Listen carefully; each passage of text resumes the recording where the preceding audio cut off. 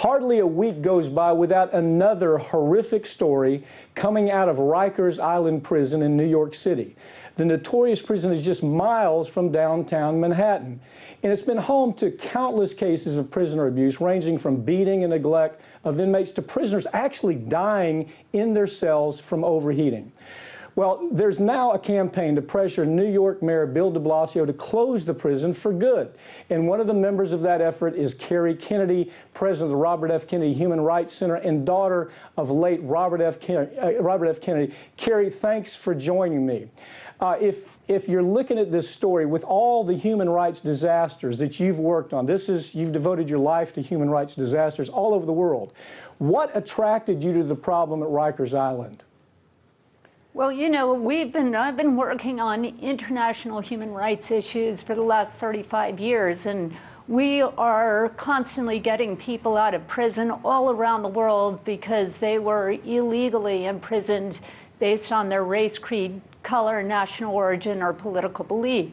But you don't need a passport to work on human rights. And right here in New York City, Rikers Island is one of the most abusive, horrific places that I've ever heard of anywhere on earth. It's just extraordinary. And, you know, we have a criminal justice system in our country which targets people of color, targets people because they're poor. It increases criminal records. It churns out recidivism rates. It targets individuals and families and communities into a cycle of poverty and reincarceration. And that's all happening right here in New York. Okay, Kerry, people that aren't aware of this story aren't familiar with exactly how bad those abuses are. If you were to try to give us examples of what type of abuses that you're fighting to correct, I mean, comparatively, as I say, I don't think there's anybody more effective than you in dealing with human rights all over the globe. So for this to get your attention, all I'm thinking is it's got to be bad. How do you describe the worst part of that, if you were to describe it? Yeah, I mean, this is, the physical abuse is endemic. There's people will be put who are awaiting trial. These are people, 85% of the 11,000 people in Rikers Island have only been accused of a crime. They're awaiting trial. They're innocent until proven guilty. And they can be put into solitary confinement before trial for up to 2 years. Imagine that. Let me just give you one statistic, and I think this tells it all. In a 2015 survey of transgender people, 100% of them reported being raped at Rikers Island. 100% reported rape at Rikers. This is unacceptable. This is a government facility. It's run by our government. This is a massive, massive human rights abuse, and we need to put an end to it. Kerry, they were actually talking about trying to refurbish the place and expand the place and somehow make it better. As I follow your discussion and your narrative on this, there is no making this better. It's just time to close it down and start somewhere else. Did I get that right?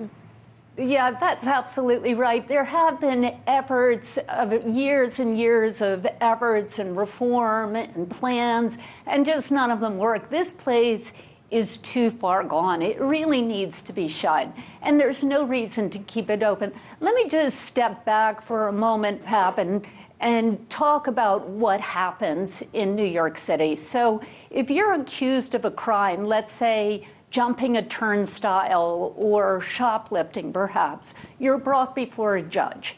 And then the judge says you have a choice. Either you make cash bail, and if you make the cash bail, we'll release you. 90% of the people who make that cash bail are never convicted of a crime.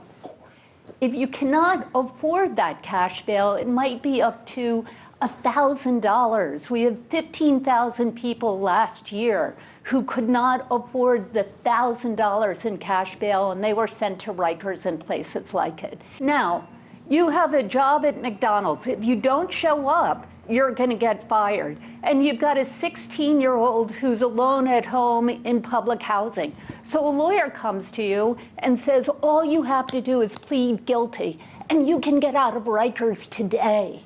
So you plead. Now, you get out, and you go back to McDonald's and they say, well, you didn't show up for work yesterday, so you've been fired, and now you have a criminal record, so we can't hire you.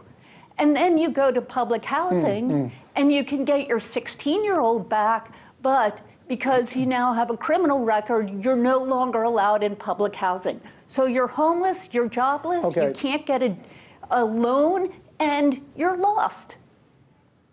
This is crazy. So at the time, it sounds like a good idea because you're there under incredible, awful situation, terrible place to be. And so you say, yeah, I'll take the deal, which most people would do. Let me ask you this. What do you think will be the biggest obstacles to reducing the prison population and the general criminal justice reform under the upcoming Trump administration? I mean, don't we have to look at this? There was some momentum moving that way.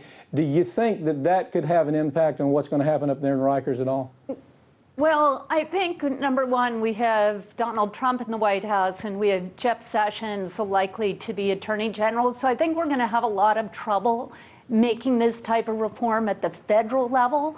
But, you know, when my father was Attorney General in the 1960s, he said that bail reform needed to happen at the federal level. And so we've actually this is not a big issue at the federal level because of his leadership 50 years ago. But most of the people who are incarcerated in our country are not incarcerated in federal prisons. They're in local prisons. They're in state prisons. They're in city jails. And so that's really where we are going to focus our efforts. So we're starting at Rikers Island. That really has nothing to do with the federal system.